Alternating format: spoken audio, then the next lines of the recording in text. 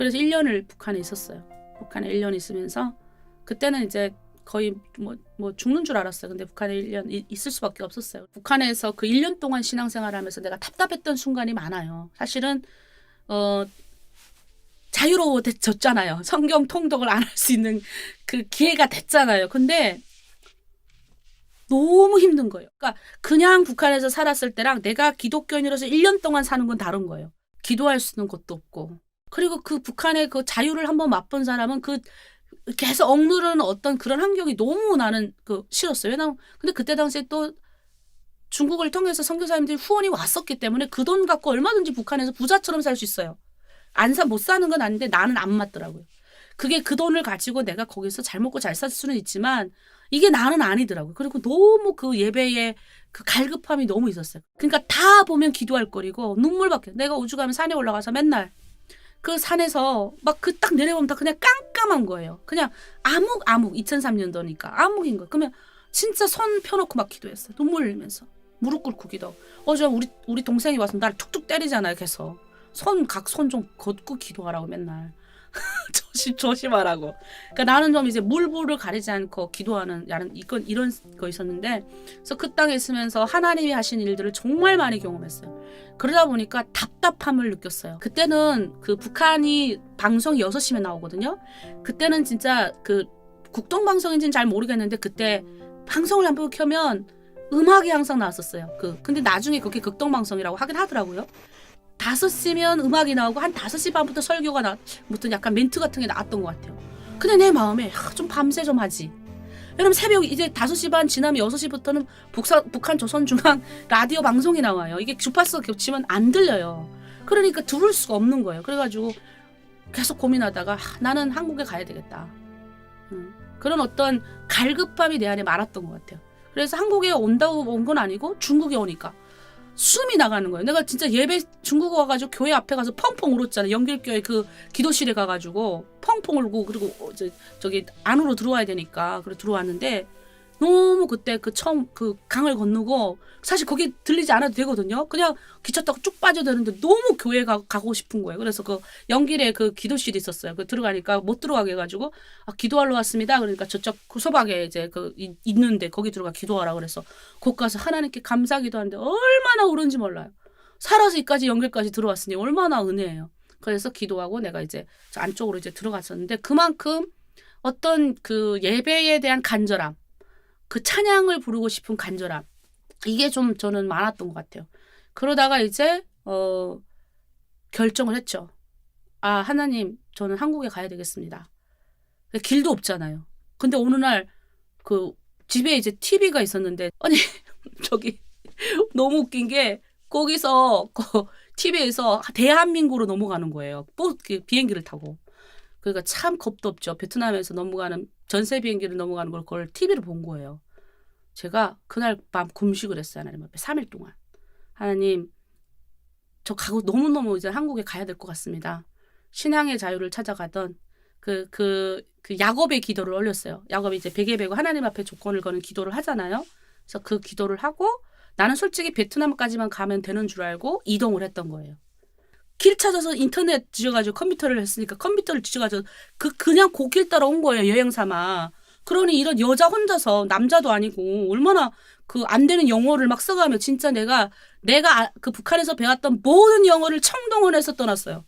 웬만한 단어 쓰면 다 혼자서 돌아다니고. 그리고 나서 이제 태국으로 가려고 했었거든요. 내가 왔을 때가 쓰나미가 터졌어요. 그게 해외가. 쓰나미 아시죠? 사람 어마어마하게 죽어나갈 때예요. 근데 내가 그 길을 통과해서 하나님이, 그래서 어쨌든 그 여정을 쭉 설명하려면 기니까 못하고 브로커 없이 왔습니다. 혼자서. 그때 왜 혼자를 왔었냐면 제가 많이 잡혀서 갔잖아요. 많이 잡혀갈 때마다 드는 생각이 2사람만 잡히면 말이 안 맞으면 감옥에서 나올 수가 없는 거예요. 근데 그래서 들어갈 때마다 그냥 그냥 때려 죽어도 내 혼자라고 말을 해야 돼요. 그런 각오가 있지 않으면 가서 난 저 사람하고 같이 있었습니다 이러면 너 거기서 둘이 같이 뭐 했어? 그럼 둘이 말이 다르잖아요. 얘도 겁 많은 애가 나 성경 읽었어. 근데 난 성경 안 읽었다. 이렇게 만약에 겁 많은 애가 성경 읽었다고 말을 하기만 하면 큰일 나니까. 하여튼 그 안에서 그때 깨달은 게 내 혼자서 가다가 붙잡히면 무슨 어떤 이유를 대더라도 살 수 있지만 무섭다고 둘이 같이 건너가서 만약에 한국 오는 길에 잡혔다. 그러면 사람 못 남으니까 혼자 떠났던 것 같아요. 그래서 진짜 테이블 맨날 들으면서 하나님의 인도하심을 그때 말씀을 많이 암기냈잖아요. 그 암기내는 말씀을 하면서 한국까지 왔어요. 그러니 얼마나 정말 하나님의 은혜 아니면 넘을 수 없는 길이에요. 아유, 지금도 생각해보면 겁이 없다. 그때가 제가 24살 때였는데 25살 때네. 25살 때였는데 정말 겁이 없이 그 길을 찬양하면서 혼자 왔다? 지금 내가 혼자 가라고 그러면 너무 무서울 것 같은 길인데 그때는 하나님이 정말 옆에 있었어요. 네, 순간순간 정말 제가 국정원에 왔을 때 그러더라고요. 브로커 없이 와가지고 브로커 없이 온 건 나 몇 명이 안 됐는데 그중에 한 명이 간첩이다 그러시더라고요. 나를 혼자서 그 한 달 동안 나를 안 보내더라고. 호텔에다 두더라고요. 나를 이제 감시하는 거예요. 혼자 왔으니까. 브로커도 없잖아요. 자꾸 물어보는 거예요. 어디서 살았냐. 북한에서 계속 이걸 똑같은 걸 계속 하니까 마지막 성질이 나잖아요.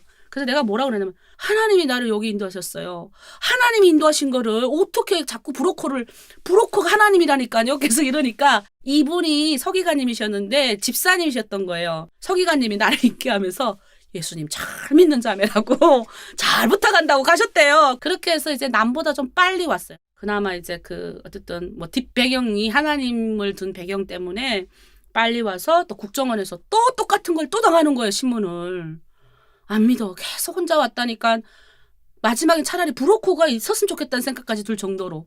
왜냐면 브로커는 어떻게 왔는데 나는 생판 모르는 길을 뚫어왔잖아요. 그러니까 국정원 가니까 말하지 말라고 그러더라고. 나가서 이 길을 온 거를. 이게 새로운 길이니까 얘기하지 말라고. 그래서 얘기 지금도 못하고 있잖아요. 어쨌든 새로운 길로 왔어요. 나만의 길로. 하나님 인도하시는 아주 그러니까 그게 완전 편안한 길인 것 같아요. 제가 봤을 때는. 그때는 국정원 안에 평화교회가 있었어요. 새벽 기도 안 하는 사람이 없었어요. 그때. 새벽 기도 옆에밖에 온다니까? 빨리 일어나고. 정말 피곤한 애들 한두 명만 자지. 그 새벽에 나가서 국정원에서 새벽 기도 다 하고요. 우리 때는. 지금은 모르겠어요. 그때는 정말 교회가 많은 일을 했어요. 교회가 다 구출하고 교회가 데려오고 해서 거의 새벽 기도 가자 그러면 그 안에는 다 새벽 기도하는 사람들이었어요.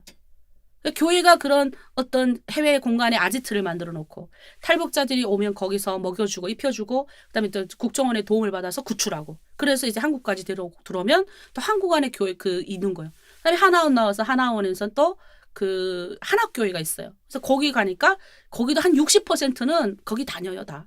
근데 이제 거기 가면 불교, 원불교, 그다음에 천주교 이게 4개 가루거든요. 선택해서 갈 수 있어요.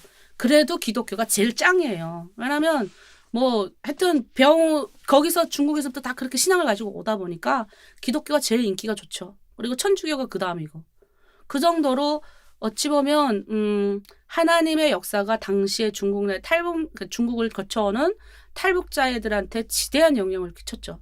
그래서 그렇게 저는 한국에 왔어요. 혼자서. 한국에 오니까 선교사가 너무 되고 싶더라고요. 그래서 선교사가 되려면 뭐 해야 될까? 그러니 이제 기술을 배워야 되겠다. 그래서 제가 제빵 이제 학원에 들어가게 된 거죠. 그래서 이제 타다가 제가 제빵을 자격증을 땄는데 국가에서 1억 프로젝트를 따온 거예요. 그때 옛날이면 1억이 컸어요. 그래서 강남 그쪽에 서초 14번 출구 앞에 빵집을 하나 이제 국가에서 해줬어요. 그러니까 저는 사실은 꿈이 뭐였냐면 선교사가 돼서 당시 중국에 탈북민이 너무 많이 있으니까 여성들에게 제가 선교사로 나가서 빵 기술 가르쳐주고 이들의 자립을 돕고 이렇게 살게 해주는 것이 제 꿈이었어요. 남편도 중국 조선족이고 저희가 중국에 집도 있고 다 그렇잖아요. 그래서 저는 솔직히 그렇게 찍은 제 생각이잖아요. 근데 어느 날 중국에서 우리 사역장에 왔던 그 여자 전도사님이 목사님이 되셨더라고요. 자기 교회 성도들을 차 한 차 태워가지고 강남에 오신 거예요. 저한테 뭐라 그러냐면 빵으로는 10,000명을 살릴 수 있지만 네가 목사가 돼서 하나님의 말씀으로는 10만 명, 20만 명, 2천만 명도 살릴 수 있고 그런 얘기를 쭉 하시는 거예요. 근데도 마음 그 순간은 너무 뜨거운 거예요. 내가 불이잖아요. 너무 뜨거운데 또 이제 현실 가운데 돌아오면 아니야. 이러고 있었어요. 근데 어느 날 이제 목사님이 나보고 자기 교회로 오시래요. 그래서 지방교회를 내려갔는데 또 저를 얘기하시는 거예요. 너 그랬지 않냐? 너 떠날 때 하나님 앞에 서운 기도했다 했지. 무사히 한국까지 가게 하시면 하나님 주의 종의 길을 걷겠습니다. 신학교 가겠습니다. 했다 하지 않았어. 그러니까 그 하나님이 언젠간 너 시킨다. 근데 너 나처럼 아줌마 돼서 할래?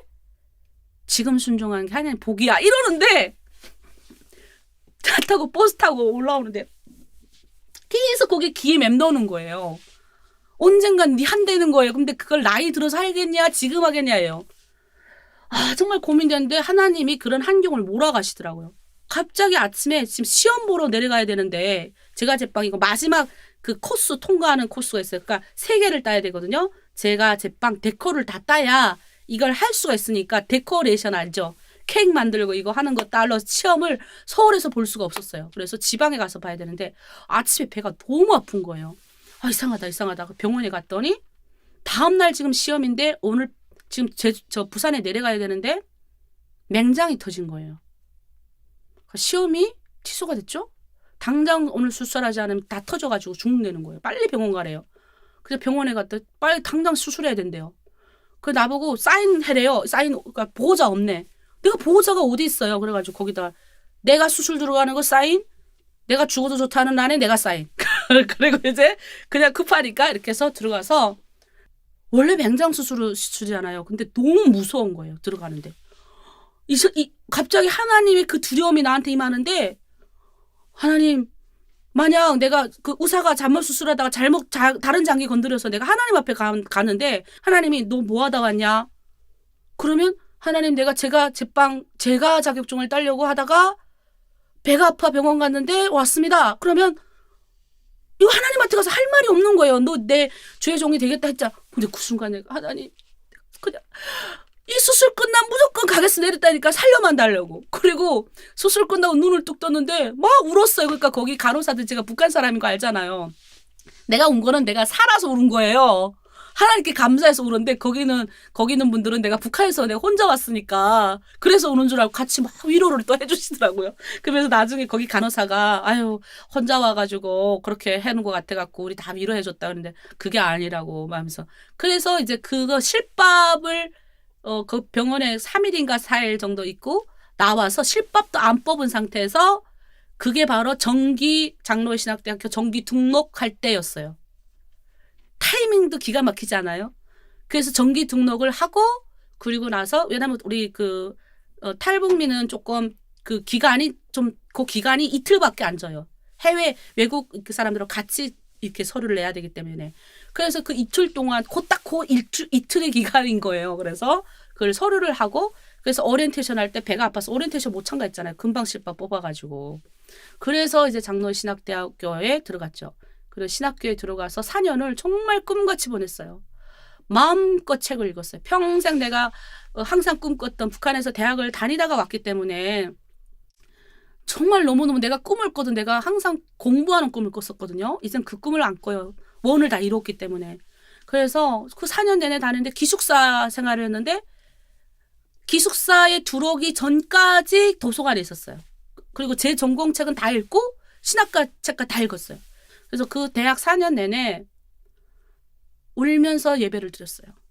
그 예배 드릴 때마다 얼마나 눈물이 나는지 내가 살아서 이렇게 예배를 드릴 수 있다는 것이 감사. 나는 4년 내내 난 졸업한 적도 없고 진짜 나는 정말 마지막 졸업할 때는 너무 감사하고 그리고 신대원 갔는데 신대원 때는 이제 임신을 했거든요. 신대원은 임신하면 그걸 뭐 안 시키더라고요. 이렇게 기숙생활 안 시키는 거예요. 근데 제가 찾아갔어요. 왜냐면 신대원생은 이제 훈련을 받아야 되잖아요. 그럼 그걸 다 참가해야 되거든요. 마당도 쓸어야 되고 그 모든 걸 다 참가해야 되는데 제가 할 수 있다고 그랬더니 뭐 난리 나시는 거예요. 안 된다고. 임산부가 애기 떨어지면 어떡하냐고. 그래서 그럼 내가 병원 가서 이거 받아오겠다고. 내가 건강하다는 증명을 애기가 건강하고 나도 건강하다는 증명 받아오겠다고. 그러지 말고 아침마다 잠깐 하는 모임에 임신했기 때문에 참가만 해도 된다는 거예요. 나 싫다고 그랬어요. 나는 너무 이 학교가 좋고 내가 하나님한테서 받을 훈련 다 하고 싶다고. 그래서 배 내밀고 마당 쓸고. 그러니까 그만큼 제가 너무너무 그 갈망을 했던 거를 이룬 거잖아요. 공부를 했고 그리고 그 하나님의 은혜 4년 내내 정말 많은 지식을 얻었고 감사하면서 살았고 그리고 또 여러 가지 그 신대원 때는 학비가 모자라서 막 그 학비가 없어가지고 정말 여러 가지 그 있었지만 또 때와 순간에 맞게 하나님 학비도 또 보내주셔서 다 공부할 수 있었고 그리고 하여튼 그걸 설명하려면 끝도 없어요. 그래서 그 안에 돌이켜보면 그 신학교 시절이 너무 즐거워요. 네, 학교 생활 하나님 앞에 새벽기도 나갈 때 그 새벽기도 끝나고 그 동산을 거닐면서 정말 많이 울었어요. 내가 이런 그 감옥에서 그 다 죽어갈 때 하나님 살려주세요. 나도 이런 거 누리고 싶어요. 이랬는데 하나님 다 이루어주신 거예요. 그러면서도 또 죄책감, 그리고 또 내가 제대로 살아야 되겠다는 것들이 있었어요. 나의 두 스승이 갔잖아요. 나에게 그 복음의 진가를 알려준 스승님, 또 아버님, 또 같이 공부하던 사람들 중에 많이 살아나오지 못했어요. 그리고 다 북한에 가 있고 지금 대한민국 온 사람, 제가 같이 공부하던 사람들 중에 4명밖에 없어요. 저희 70명이 공부를 했습니다. 그러니 얼마나 많은 사람들이 정말 많이 이제 저도 중국에서 같이 신앙생활하다 죽은 사람 시체도 이렇게 불태우는 것도 현장에서 가서 보기도 했고, 그럼 난 살아서 하나님이 여것 가운데 보냈잖아요. 그러면 다 하나님이 뭔가 있을 거다. 그래서 4년 내내 그 7년 내내를 감싸면서 울면서 그렇게 신앙생활을 했던 것 같아요. 책 사볼 때 돈이 없어가지고 금식을 하고 뭐 여러 가지 어떤 것들이 있었긴 있었어요. 근데 그것조차도 저는 감사했어요. 너무 좋아서. 그리고 하여튼 그 아침에 그 학교로 올라가는데 그 햇빛이 너무 감사한 거예요. 그리고 찬양이 올라오는 게 내가 누릴 수 없는 것들을 지금 다 와서 누리잖아요. 그래서 진짜 일어나면 울고 그랬어요. 4년 내내 예배 드릴 때마다 하도 울어가지고 그 내 옆에 있는 그 계속 같이 따라다니던 자매는 그러더라니까, 아니 언니 그만 울면 안 되냐고. 그래서 내가 울고 싶어 하는 게 아니다. 그냥 그 말씀 전달하는 그 말씀이 너무 은혜로운 거예요. 그냥 4년 내내 둔데도 그래. 그러니까 아니 언니는 어떻게 예배 들을 때마다 우냐고. 그래서 그러니까 내가 그렇게 감정이 풍부한 사람도 아닌데, 근데 지금은 근데 신대원 때는 조금 좀 다르더라고요. 신대원 때는 아기 임신해서 그런지 많이 울진 않았지만 그래도 그 성찬식 할 때, 그 다음에 막 그 추수감사절 예배를 학교에서 들을 때 얼마나 울은지 몰라. 펑펑 울면서 그 처음 성찬, 대학교가 성찬할 때는 내가 그 기억이 아직도 있어. 성찬에 그걸 빵을 봤는데, 그거를 모든 그 지나왔던 그 우리 같이 고생을 했던 탈북자들의 북한 가였던 사람, 돌아가신 사람, 감옥에 끌려간 사람들의 목까지 같이 받는 거잖아요, 내가. 그러니까 얼마나 울었겠어요.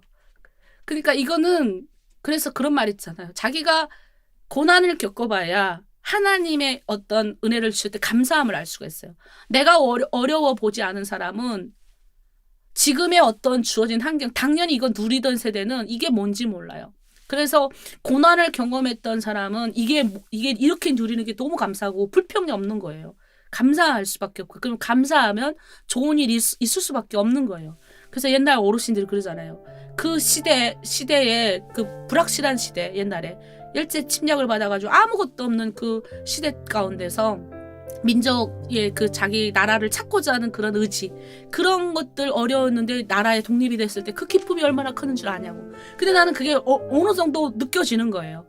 그 고난 가운데서 아무것도 없이 통독하던 그 바닷가에서 기도하던 그 여리고 여린 아무것도 아닌 저를 하나님이 택해 주셔가지고 그렇게 장로의 신학대학교 공부하게 하시고, 정말 하나님의 은혜 가운데 그 성찬식을 받는데 내가 모든 사람의 그 분들의 사랑을, 그러니까 내가 혼자 와 있잖아요 지금. 그러니까 내가 잘 살 수밖에 없는 거예요. 내가 못 사는 거는 어찌 보면 나중에 하나님 앞에 갔을 때, 하나님 성경에 보면 그런 게 있거든요. 그들의 그를 어떻게 받을 거예요? 나를 통해 받으시는 것밖에 없어요. 그래서 내가 처음에는 그런 죄책감도 있었어요. 사실은 내가 이렇게 잘 먹고 잘 사는 것에 대한 죄책감도 있어서 처음에는 옷도 안 사고 뭐도 잘 안 먹고 이랬었어요. 근데 그걸 또 이제 만약에 살아계신 만약 그분들이 살아계셨다면 내가 그렇게 사는 걸 좋아하지 않을 것 같더라고요. 그래서 나중에는 정말 긍정적으로 행복하게 또 그분들을 그 신앙을 따라가면서 또 그분들이 내가 바로 살면 그분들이 영광이 되는 거잖아요. 또 그래서 그렇게 사는 삶으로 인도되어진 것 같아요.